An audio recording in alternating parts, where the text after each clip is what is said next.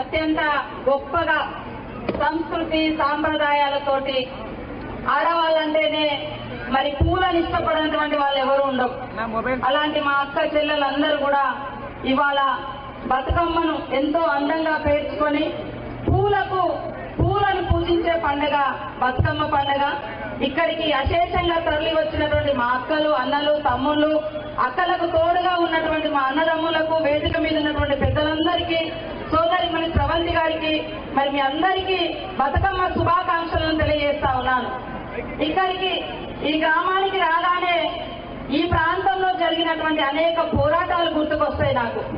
ఈ ప్రాంతంలో ఎంతో మంది పేదల జీవితాలలో మరి విముక్తి కలగాలని, న్యాయం ఉండాలని పోరాడి మరి అమరత్వం పొందినటువంటి త్యాగాలు గుర్తుకొస్తున్నాయి నాకు ఇక్కడికి వస్తే. కాబట్టి ఇవాళ పేదల యొక్క జీవితాలను ఏ రకంగా మారుతున్నాయి, ఉన్నటువంటి సాధించుకున్నటువంటి భూములు, పోరాడి సాధించుకున్న భూములు కావచ్చు, ఇందిరమ్మ ఇచ్చినటువంటి భూములు కావచ్చు, ఇవాళ మరి ప్రభుత్వ భూముల పేరుతోటి పెద్ద పెద్ద ఆసాంలకు, కార్పొరేట్ కంపెనీలకు దారాదత్తం చేస్తున్నటువంటి టీఆర్ఎస్ ప్రభుత్వం ఒక దిక్కైతే, ఇవాళ ఇళ్లలో మా అక్కలు పండగ వచ్చిందంటే చుట్టాలను పిలుచుకుంటాం, పెళ్లిచ్చి అంటే అత్తగారింటి పోయినటువంటి కూతుళ్ళను పిలుచుకుంటాం.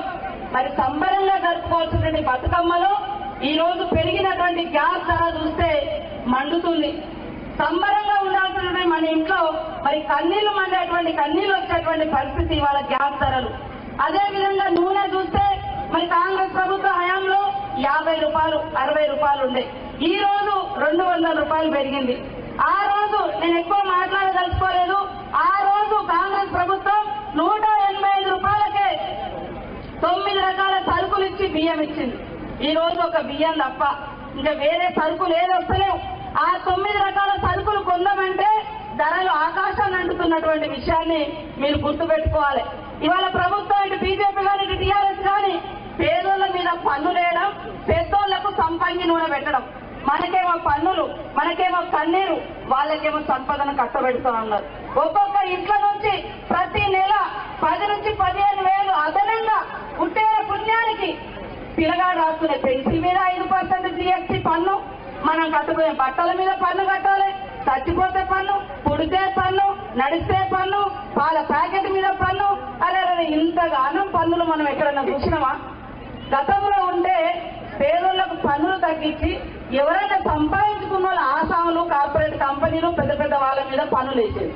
ఇప్పుడున్నటువంటి బీజేపీ ప్రభుత్వం పేదోళ్ల మీద పన్నులేసి పెద్దోళ్ల పన్నులు తగ్గించి ఇట్లా కొంతమందిని కొనేసి వేల కోట్లకు కొనేసి ఇవాళ మనల్ని కూడా మరి మన దగ్గరనే దోసుకుంటారు, వాళ్ళకు పెట్టుకుంటారు.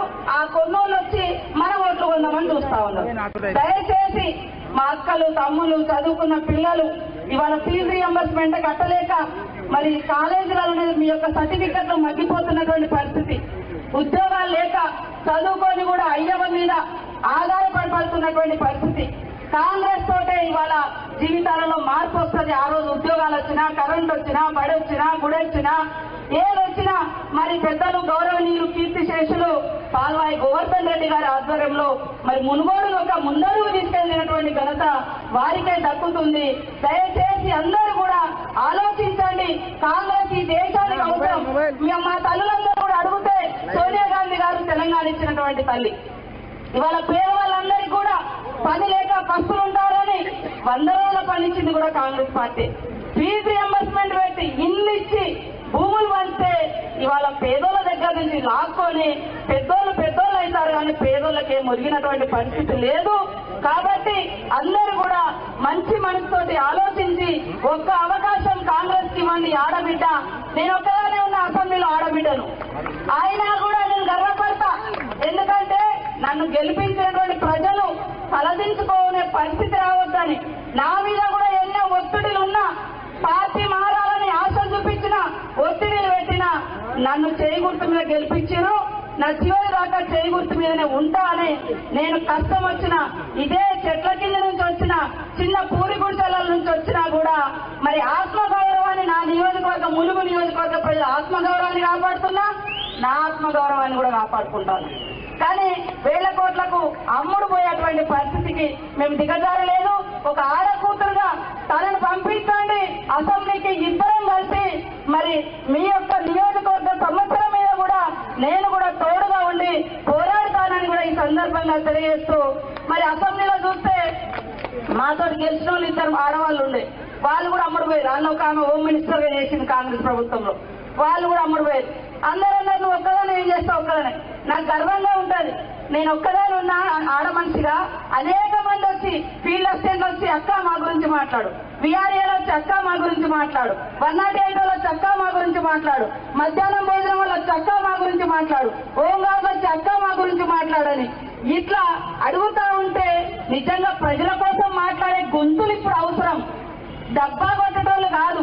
ఇవాళ 2 పార్టీలు కూడా 8 సంవత్సరాల నుంచి బీజేపీ టీఆర్ఎస్ అధికారంలో ఉంది. మరి ఏం ఒరగబెట్టిరు, ఏం తెచ్చిరు, ఏం చేసిరు ఒక్కసారి ఆలోచించండి. దయచేసి మీ యొక్క మునుగోడు ప్రజల యొక్క ఆత్మ గౌరవాన్ని నిలబెట్టే ఆడబిడ్డ స్రవంతి గారు వచ్చిరు, నాకు తోడుగా పంపండి. చేతి గుర్తు మీకు ఎప్పుడు కూడా మీ వెంటనే చేయి ఉంటది. అమ్మ లాంటిది హస్తం కాంగ్రెస్ పార్టీ దీవించాలని కోరుకుంటూ మరి ఇక్కడికి వచ్చిన అక్కలకు అందరికీ కూడా మరొకసారి శుభాకాంక్షలను తెలియజేస్తా ఉన్నాం. మీ ఏరియాలో కొద్దిగా గాలి తక్కువ ఉంది, మాకేం ఎక్కడ పోయినా అడివే గాలి ఎక్కువ ఉంటుంది. అందరికీ మరి నమస్కారాలు తెలియజేస్తూ బతుకమ్మ శుభాకాంక్షలు తెలియజేస్తూ సెలవు తీసుకుంటా ఉన్నాను. జై కాంగ్రెస్, జై బతుకమ్మ. హాయ్ ఫ్రెండ్స్, మా టుడే టుమారో యూట్యూబ్ ఛానల్ చూస్తున్నందుకు చాలా థ్యాంక్స్. మరిన్ని లేటెస్ట్ వీడియోస్ కోసం వెంటనే సబ్స్క్రైబ్ చేయండి. అలాగే ఈ బెల్ ని కూడా రింగ్ చేసేయండి. మా నోటిఫికేషన్స్ అన్ని మీ మొబైల్లో వస్తాయి. అలాగే మా వీడియోస్ మీకు నచ్చితే లైక్ చేయండి, షేర్ చేయండి, నచ్చకపోతే కామెంట్ చేయండి.